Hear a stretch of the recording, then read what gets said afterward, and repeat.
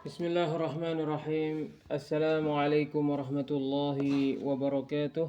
Bismillah. Wassalatu wassalamu ala rasulillah wa ala alihi wa ashabihi wa man walah, amma ba'd. Sangat jelas bagi orang yang berakal, yang mengetahui ilmu dan ahli ilmu, akan keutamaan dan kedudukan ilmu di dalam syariat yang disucikan, lagi yang hanif. Karena manusia itu diciptakan dalam keadaan zalim, lagi bodoh. Asal manusia itu tidak mengetahui. Dia condong kepada keburukan yang dia inginkan, sehingga dia selalu butuh ilmu yang terperinci, yang karenanya kebodohannya hilang, dan selalu perlu keadilan terkait cintanya dan kebenciannya, terkait keridhaannya dan kemarahannya, terkait perbuatannya dan perbuatannya meninggalkan sesuatu, terkait perbuatannya memberi dan tidak memberi. Semua yang dia katakan dan dia lakukan perlu kepada keadilan yang menghilangkan kezalimannya. Apabila Allah tidak memberikan kepadanya ilmu yang terperinci dan keadilan yang terperinci, maka dia bodoh dan zalim, yang karenanya dia keluar dari jalan yang lurus. Al-Imam Ibnul Qayyim rahimahullahu ta'ala berkata, A'lal himami fi talabil ilmi talabu ilmil kitabi was sunnah.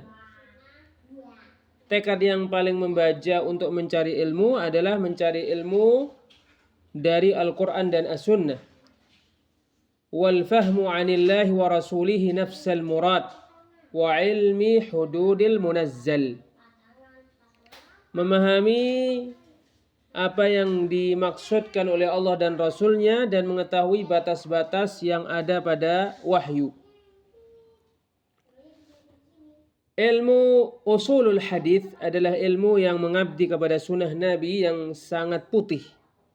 Dengannya bisa dibedakan nas-nas Nabi yang tetap adanya dengan yang tidak tetap adanya, yang sahih dengan yang dhaif.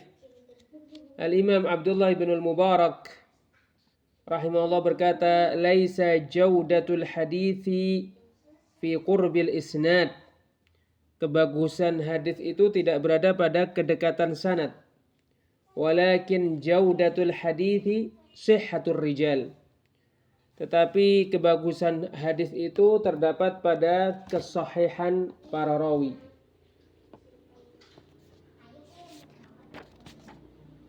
Al-Imam Yahya bin Sa'id Al-Qattan berkata, la tanzuru ilal hadis. Jangan melihat hadis. Walakin anzuru ilal isnad. Tetapi lihatlah sanad hadis. Fa in sahhal isnadu wa illa fala taghtarra bil hadithi idza lam yasihhal isnad. Kalau sanadnya sahih, maka diterima. Kalau tidak, maka jangan tertipu dengan hadis. Apabila sanadnya tidak sahih. Al-Hafidh bin Qutaybah Ad-Dinuri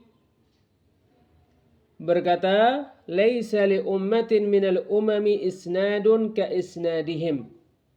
Yani hadhihi al-ummah rajulun an rajulin wa thiqatun an thiqatin hatta yablugha bidzalika Rasulullah sallallahu alaihi wasallam wa sahabatahu. Tidak ada pada umat dari umat-umat sanad seperti sanad mereka, yaitu umat ini. Rawi dari rawi, terpercaya dari terpercaya, hingga sampai dengan itu kepada Rasulullah sallallahu alaihi wasallam dan sahabat-sahabatnya. Fayabinu bidzalika as-sahih was-saqim. Dengan itu bisa dibedakan mana yang sahih dengan mana yang lemah. Wal muttasil wal munqati'. Dengan itu bisa dibedakan mana yang bersambung dengan mana yang terputus. Wal mudallasu was salim. Bisa dibedakan mana yang mudallas dan mana yang salim. An-Nazim Al-Hafidh As-Suyuti rahimahullah berkata di dalam alfiyahnya, ilmul hadithi dhu qawanina tuhad yudra biha ahwalu matnin wa sanad. Ilmul hadis memiliki kaidah-kaidah yang dengannya diketahui keadaan matan dan sanad. Fadzalikal mawdu'u wal maqsudu an yu'rafa al maqbulu wal mardudu. Maka itulah tema dan itulah maksudnya, sehingga diketahui yang diterima dengan yang ditolak.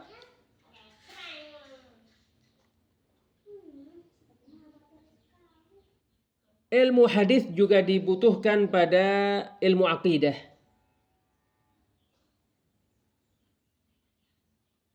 Akidah adalah pokoknya ilmu, pokoknya semua ilmu. Padanya terdapat permasalahan-permasalahan terkait nama-nama dan sifat Allah, terkait kebangkitan dan pembalasan, surga dan neraka, serta selainnya dari perkara-perkara akidah.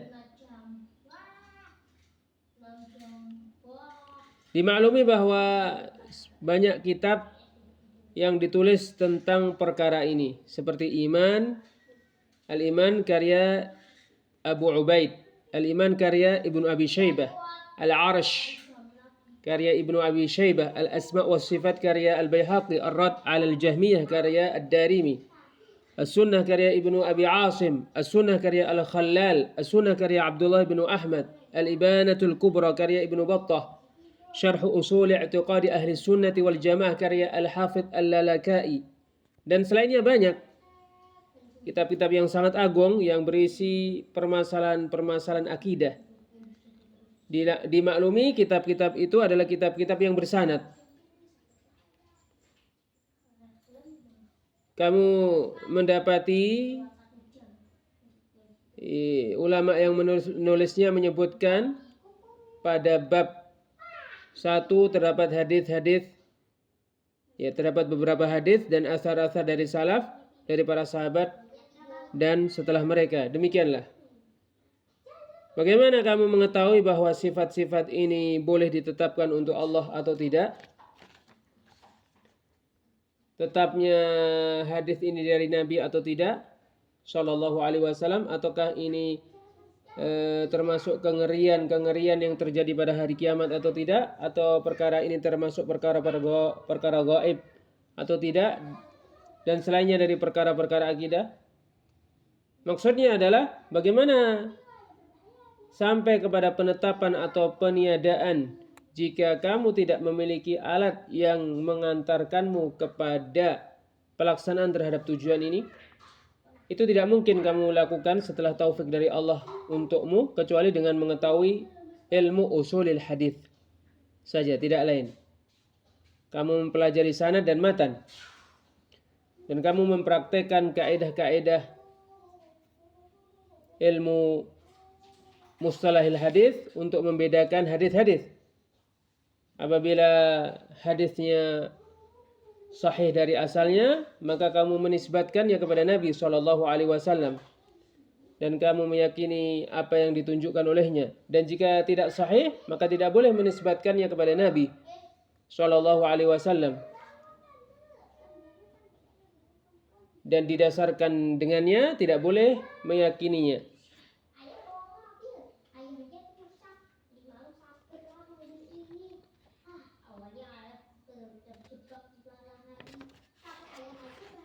Hadis dibutuhkan untuk mentafsirkan Al-Quran. Hadis dibutuhkan dalam ilmu fikih.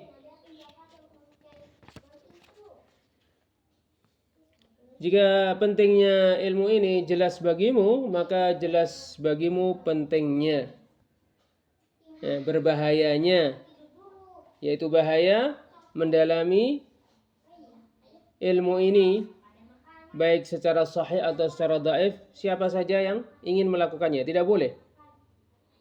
Tidak semua orang boleh melakukannya.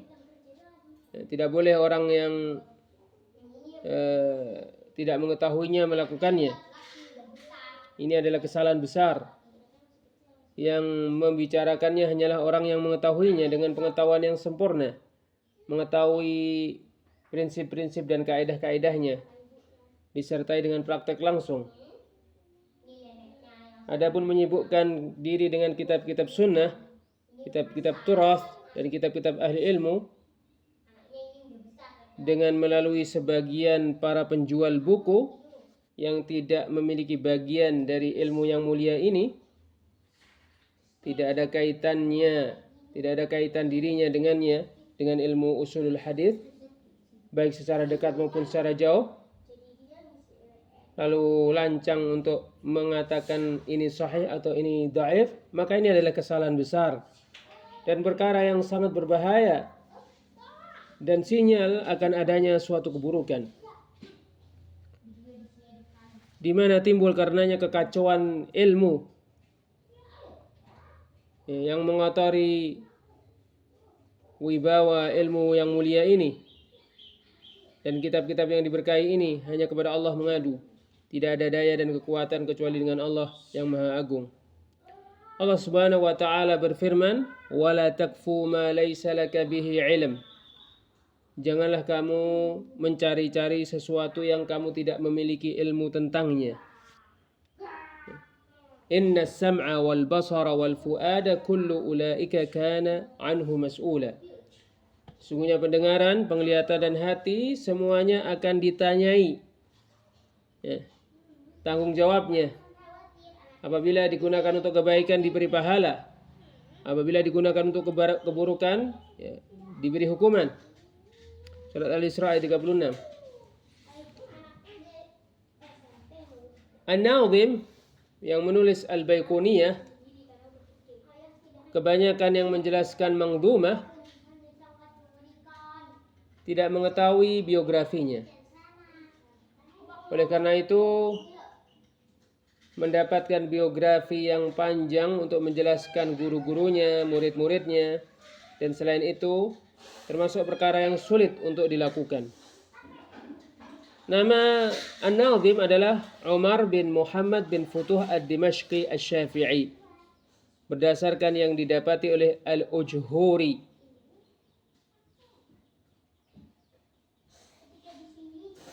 Adapun Ridha Kahalah mengatakan di Mu'jamul Muallifin bahwa nama An-Nadhim adalah Taha bin Muhammad bin Futuh al-Baiquni. Berdasarkan apa yang telah disebutkan sebelumnya, maka memastikannya adalah kesalahan. Wallahu a'lam. Kahalah berkata ketika menyebutkan biografi An-Nadhim secara ringkas, muhaddithun usuli, ahli hadis dan ahli usul fikih, kana hayyan qabla ami 1080 hijriyatan, hidup sebelum tahun 1080 Hijriah. Bisa jadi dikatakan bahwa Syekh Badruddin Al-Husaini menyebutkan bahwa dia berasal dari Azerbaijan. Lalu bagaimana menggabungkan antara ini dengan antara yang telah disebutkan bahwa dia berasal dari Damaskus? Jawabannya, bisa jadi nasabnya dari Azerbaijan, tetapi dia termasuk orang yang tinggal di Damaskus sehingga dinisbatkan kepadanya. Adapun Mangdumah yang ditulis oleh An-Nadhim, ulama memperhatikannya dari yang datang setelah Al-Baiquni, yaitu untuk menjelaskannya atau untuk menyebutkan kesalahan yang ada padanya dan membetulkannya, mempelajarinya dan menjadikan pencari ilmu pemula memulai dengannya di kebanyakan waktunya. Al-Allamah Ad-Dimyati mengatakan di dalam pendahuluan syarahnya terhadap Mangdumah, lamma kanat Mangdumatul Imam Al-Allamah wal-Humam Al-Fahamah Al-Syekh Al-Baiquni rahimahullah wa ardah wa ja'ala al-jannata mutaqallabahu wa mathwah min abda'i mukhtasarin sunnifa fi fann al-hadith wa ablaghi mu'allafin yusaru nahwuhu as-sayrul hadith سير الحثيث نحوه السير الحثيث lima ishtamalat alaihi min badi'i lafdhiha al-wadih. Dikarenakan Mangdumah Al-Imam Al-Alama Al-Humam Al-Fahama Al-Syekh Al-Baiquni rahimahullah, mudah-mudahan Allah menjadikan surga tempat tinggalnya, termasuk ringkasan yang sangat bagus yang ditulis tentang disiplin ilmu mustalahul hadits, dan termasuk karya tulis yang mudah untuk didapatkan karena ia mengandung lafadz yang, karena apa yang dia kandung yaitu lafadznya yang sangat bagus lagi jelas.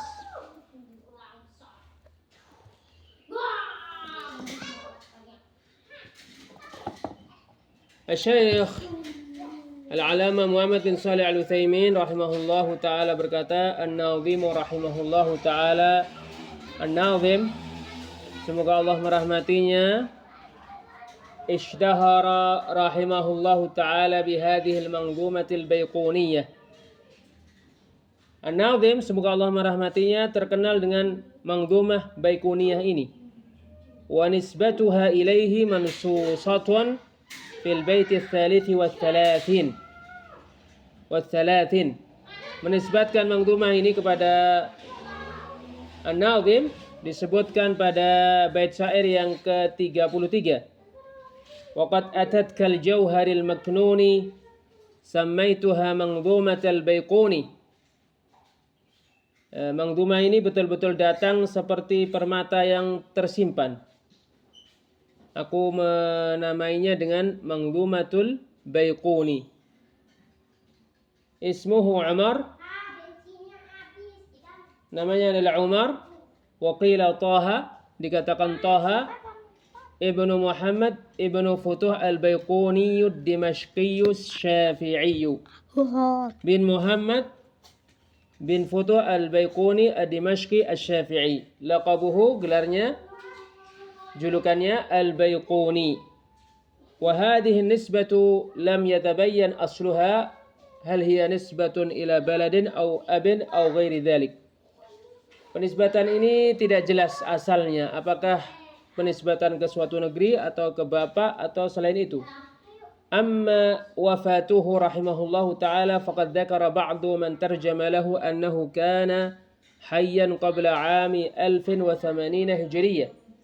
Adapun wafatnya rahimahullah ta'ala, maka sebagian yang menyebutkan biografinya betul-betul menyebutkan bahwa penulis hidup sebelum tahun 1080 Hijriah. Muqaddimatun fi ilmi mustalahil hadith. Pendahuluan tentang ilmu mustalahul hadith. Bismillahirrahmanirrahim. Innal hamdalillahi nahmaduhu wa nasta'inuhu wa nastaghfiruh. Sesungguhnya segala puji hanya untuk Allah, kita memujinya, kita meminta tolong kepadanya, dan kita meminta ampun darinya. Wa na'udzubillahi min syururi anfusina wa min sayyiati a'malina. Kita berlindung kepada Allah dari keburukan jiwa kita dan dari kejelekan amalan kita. Man yahdihillahu fala mudhillalah. Siapa yang diberi petunjuk oleh Allah maka tidak ada yang menyesatkannya. Wa man yudlil fala hadiyalah. Siapa yang disesatkan oleh Allah maka tidak ada yang memberinya petunjuk. Wa asyhadu an la ilaha illallah wahdahu la syarikalah. Aku bersaksi bahwa tidak ada yang diibadahi dengan benar kecuali Allah semata, tidak ada sekutu baginya. Wa asyhadu anna Muhammadan abduhu wa rasuluh. Aku bersaksi bahwa Muhammad adalah hambanya dan rasulnya. Sallallahu alaihi wa ala alihi wa ashabihi wa man tabi'ahum bi ihsanin ila yaumiddin wa sallama taslima. Saya bersaksi bahwa Muhammad adalah hambanya dan rasulnya. Mudah-mudahan salawat dan salam disampaikan kepadanya, kepada yang mengikutinya, dan kepada sahabat-sahabatnya, serta siapa yang mengikuti mereka dengan baik hingga hari pembalasan. Ya, keselamatan yang sangat banyak. Betul-betul keselamatan dilimpahkan kepada mereka. Amma ba'du fahadhihi muqaddimatun fi ilmi mustalahil hadith. Maka ini adalah pendahuluan tentang ilmu mustalahil hadith. Al-mustalahu ilmun yu'rafu bihi ahwalur rawi wal marwi min haitsul qabul war rad. Mustalahul hadis adalah ilmu yang dengannya diketahui keadaan rawi dan yang diriwayatkan dari sisi penerimaan atau penolakan. Wa faidatu ilmil mustalah, faedah ilmu mustalahul hadis adalah huwa tanqiyatul adillatil hadithiyati wa takhlisuha mimma yashubuha min dha'ifin wa ghairihi. menyaring dalil-dalil yang bersifat hadis, dalil-dalil hadis, dan memilah serta memilihnya dari yang mengotorinya, yaitu yang lemah dan yang selainnya. Liyutamakkana minal istidlali biha, agar bisa berdalil dengannya. Li'annal mustadilla bis sunnati yahtaju ila amrain, karena orang yang berdalil dengan sunnah membutuhkan dua perkara, huma yaitu thubutuha 'anin nabiy sallallahu alaihi wasallam, tetapnya sunnah itu dari Nabi sallallahu alaihi wasallam. Kedua, thubutu dalalatiha 'alal hukm, tetapnya pendalilan sunnah itu terhadap hukum. Fatakunul inayatu bis sunnati nabawiyyati amran muhimman, memperhatikan sunnah Nabi adalah perkara penting, li'annahu yanbani 'alaiha amrun muhimmun wa huwa ma kallafa Allah bil ibadah min aqaida wa ibadatin wa akhlaqin wa ghairi dzalik. Karena dibangun di atas sunnah Nabi perkara yang sangat penting, yaitu perkara yang para hamba dibebani oleh Allah untuk melakukannya dan meyakininya, yaitu akidah-akidah, ibadah-ibadah, akhlak-akhlak dan selain itu. Wa thubutu sunnati ila Nabi sallallahu alaihi wasallam yakhtassu bil hadits, tetapnya sunnah kepada Nabi sallallahu alaihi wasallam dikhususkan untuk hadis. Li'anna al-Qur'ana nuqila ilaina naqlan mutawatiran qat'iyyan lafdhan wa ma'na, karena Al-Qur'an disampaikan kepada kita, diriwayatkan kepada kita secara mutawatir dengan dipastikan baik lafadznya ataupun maknanya. Wa naqalahu al-asaghiru 'anil akabir, yang senior meriwayatkannya dari yang junior. Fala yahtaju ila al-bahthi 'an thubutih, sehingga tidak perlu membahas tetapnya Al-Qur'an. Tsumma alam anna ilmu al-hadits yanqasimu ila qismain, kemudian ketahuilah bahwa ilmu hadis terbagi menjadi dua macam. Pertama, ilmu al-hadits riwayatan, ilmu hadis secara periwayatan. Kedua, ilmu al-hadits dirayatan, ilmu hadis secara dirayah. Fa ilmu al-hadits riwayatan yabhathu amma yunqalu 'anil nabiy sallallahu alaihi wasallam min aqwalihi wa af'alihi wa ahwalihi. Ilmu al-hadits secara periwayatan membahas tentang apa yang diriwayatkan dari Nabi sallallahu alaihi wasallam, yaitu perkataan-perkataannya, perbuatan-perbuatannya dan keberadaan-keberadaannya. Wa yabhathu fi ma yunqalu la fi naql, membahas tentang apa yang diriwayatkan, bukan periwayatan, tentang periwayatan, bukan tentang periwayatan. Mithaluhu, contohnya, idza ja'ana hadithun 'anil nabiy sallallahu alaihi wasallam fa innana nabhathu fiha huwa qaulun aw fi'lun aw hal. Apabila sampai kepada kita hadis dari Nabi sallallahu alaihi wasallam, maka kita membahas apakah ia perkataan atau perbuatan atau keadaan. Wa hal yadullu ala kadza aw la yadul, atau apakah menunjukkan kepada hal yang seperti ini atau tidak menunjukkan. Fa hadza huwa ilmul hadits riwayah, maka ini adalah ilmu hadis secara periwayatan. Wa mawdu'uhu al-bahthu fi dzatin nabiy sallallahu alaihi wasallam wa ma yasduru an hadhihi dzati min aqwalin wa af'alin wa ahwal, wa min al-af'ali wal-iqrar, wa min al-af'ali al-iqraru fa innahu yu'tabaru fi'lan. Temanya adalah membahas terkait Nabi itu sendiri sallallahu alaihi wasallam, apa yang berasal dari diri Nabi, yaitu perkataan, perbuatan dan keadaan. Di antara perkataan ada yang berupa ketetapan, karena dianggap sebagai perkataan. Wa amal ahwalu fahiya sifatuhu kat-tuli wal qasari wal launi wal ghadabi wal farahi wa ma asbaha dzalik. Adapun keadaan, yaitu sifat-sifat Nabi seperti tinggi, pendek, tinggi atau pendek, ya, warna kulit Nabi, marah atau gembira dan seterusnya. Amma ilmu al-hadithi dirayatan fahuwa ilmun yubahathu fihi an ahwalir rawi wal marwiyi min haitsul qabul wal rad. Adapun ilmu hadis secara dirayah, yaitu mengetahui ilmu yang membahas tentang keadaan rawi dan yang diriwayatkan dari sisi penerimaan dan penolakan. Mithaluhu, contohnya, idza wajadna rawiyan fa innana nabahathu hal hadha ar-rawi maqbulun aw mardud. Apabila kita mendapati seorang rawi, maka kita membahas apakah rawi ini diterima atau ditolak. Amal marwiyu fa innahu yubahathu fihi ma huwa al-maqbulu minhu wa ma huwa al-mardud. Adapun yang diriwayatkan, maka dibahas mana yang diterima dan mana yang ditolak. wa bihadza na'rifu anna qabul ar-rawi la yastalzimu qabul al-marwi. Dengan ini kita mengetahui bahwa diterimanya rawi tidak mesti yang diriwayatkan diterima. Li'anna as-sanada qad yakunu rijaluhu thiqatan udulan, lakin qad yakunu al-matnu syadzan aw mu'allala. Fahina idzin la naqbaluh. Karena sanad bisa jadi rawi-rawinya terpercaya dan adil, tetapi bisa jadi matannya syadz atau ada illah padanya sehingga ketika itu kita tidak menerimanya. Kama annahu ahyanan la yakunu rijalus sanadi yasiluna ila haddil qabuli wath thiqah. Sebagaimana kadang-kadang rijal, para rawi pada sanad tidak sampai kepada batas penerimaan dan dianggap sebagai rawi yang terpercaya. Walakinil hadithu nafsuhu yakunu maqbulan, tetapi hadis itu sendiri diterima. Wadzalika li'anna lahu syawahida min al-kitabi was sunnah aw qawaid asy-syari'ati tu'ayyiduh. Demikian itu karena ada pendukung-pendukungnya dari Al-Quran dan As-Sunnah atau kaidah-kaidah syariat mendukungnya. Idzan faidatu ilmi mustalahil hadithi huwa ma'rifatu ma yuqbalu wa ma yuraddu minal hadith. Jika demikian, faedah ilmu mustalahul hadith adalah mengetahui yang diterima dan yang ditolak dari hadith. Wa hadza muhimmun bihaddi dzatih. Ini sangat penting. Lianna al-ahkam asy-syar'iyyah mabniyatun 'ala thubutid dalili wa 'adamihi wa sihhatihi wa dha'fihi. Karena hukum-hukum syariat dibangun di atas tetapnya dalil itu atau tidak tetapnya, sahihnya dalil itu atau dia lemah, ya, kelemahannya atau kesahihannya atau kelemahannya. Wallahu a'lam bis-shawab. Wassalamualaikum warahmatullahi wabarakatuh.